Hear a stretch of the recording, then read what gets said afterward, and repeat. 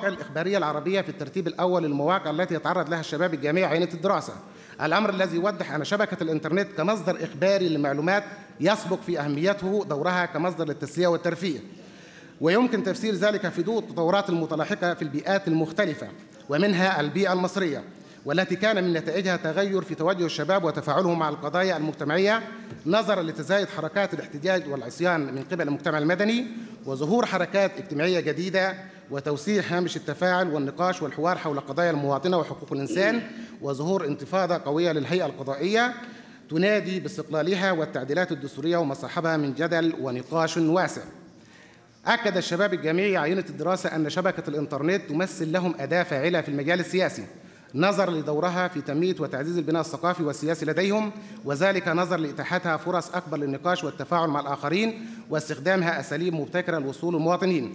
أثبتت نتائج الدراسة وجود علاقة ارتباطية دالة معنويا بين حجم التعرض لشبكة الإنترنت والاهتمام بالقضايا السياسية، كما ثبت وجود علاقة دالة معنويا بين الاعتماد على شبكة الإنترنت كمصدر رئيسي لقضايا التحول الديمقراطي وزيادة الوعي السياسي للشباب الجامعي محل الدراسة بتلك القضايا. وشكرا. شكرا دكتور، شكرا على هذا شكرا جزيلا دكتور عيسى. أرجو أن يصاحب هذا الحضور الجيد من الطلاب، وهذه الحقيقة أنا أول مرة أشوف مؤتمر يحضر فيه هذا العدد المتميز الجيد من الطلاب، وهذه تجربة الحقيقة جيدة، ويكونون مواكبين للأحداث ليس فقط لا يقتصرون على ما يطرح في المحاضرات. فشكرا جزيلا لهم وعلى حضورهم وعلى تركيزهم. الورقة الثالثة للدكتور غريغوري باين وعنوانها New Technology and Public Diplomacy Opportunities in Bridging the Global Divide. أنا اجتهدت في ترجمتها التقنيات الحديثة والدبلوماسية العامة لتقريب الانقسام الكوكبي.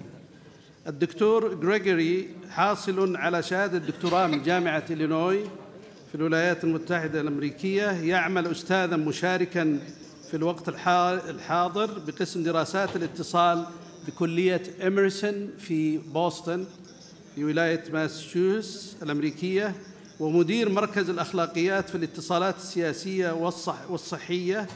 شارك في تأسيس هذا المركز، وقام بالتدريس في قسم طب الأسرة بجامعة جامعة توفتس، وهي أيضاً جامعة في مدينة بوسطن. ألف العديد من المقالات الأكاديمية والشعبية وفصول في كتب ومحاضرات وجلسات في موضوعات تتعلق بالاتصال السياسي والاتصال الصحي ووسائل الإعلام والأخلاقيات والقيادة والتفاوض والأزمة واتصال المخاطر، وهو عضو في المجلس الاستشاري لعدة نشرات أكاديمية، وممثل الولايات المتحدة في مشروع العلاقات العامة العالمية، وعضو سابق في اتحاد الاتصالات الأوروبي واتحاد الاتصالات الدولية. فليتفضل دكتور غريغوري، تفضل within 10 minutes if you can. Thank you very much.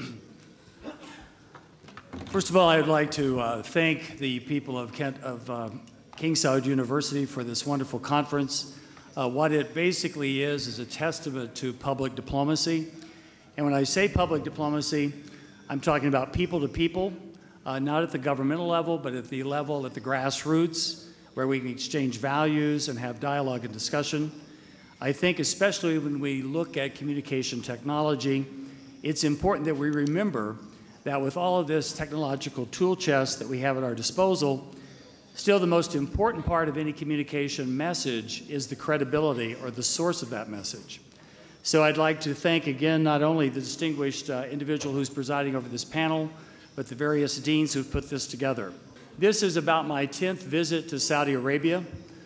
After 9/11, I came and started a grassroots public diplomacy effort with Prince Faisal bin Fahad bin Abdullah Al Saud, and we've taken about 1,000 people from Saudi Arabia and the West back and forth to engage in these types of public diplomacy efforts. Because it's my belief as an educator, especially when we look at the future of Saudi Arabia, and that is 60% of its youth under the age of 30, that we have to start talking to each other, we have to start engaging each other, and we have to ensure that we don't depend upon mediated messages and stereotypes that oftentimes come from corporate bottom line rather than the shared commonalities that we have. What I'd like to also talk about, when we've listened to the various papers these last couple of days from colleagues, we oftentimes are talking about mass communication. But I think for many of us who are familiar with C. Wright Mills, who wrote in 1942, he distinguished between mass communication, which is top-down, and a new type of communication that I think we are seeing with the internet, and we especially witnessed in the United States in our campaign for presidency, and that is communication from the bottom up, communication from the grassroots to the leaders. And that's what I think communication technology represents. It's no longer the leadership telling us what we have to do, but it's us being able to connect through the cell phone, which we've had several distinguished colleagues talk about how important that was, but also to connect through the internet. We can see how MySpace, we can see how Friendster, we can see how Twitter, we can see how all these social networks have really changed the course of how we communicate. And it offers us great opportunity to continue that. What I would like to do briefly today is to talk about a new phase of public diplomacy, which I'd like to talk about briefly, and that is digital diplomacy. I think when we talk about any of these communication technologies, it's important, though, to realize that it's incumbent upon all of us as educators to continue to teach critical thinking skills, because we can bombard people with information, but if they don't know how to deliberate, if they don't know how to figure out and pick faulty reasoning and claims, then there is a problem. What I'd like to discuss is a new area which many of you probably already know about, and that is called Second Life. For the next few minutes, what I'd like to do is talk about the rise of virtual world platforms.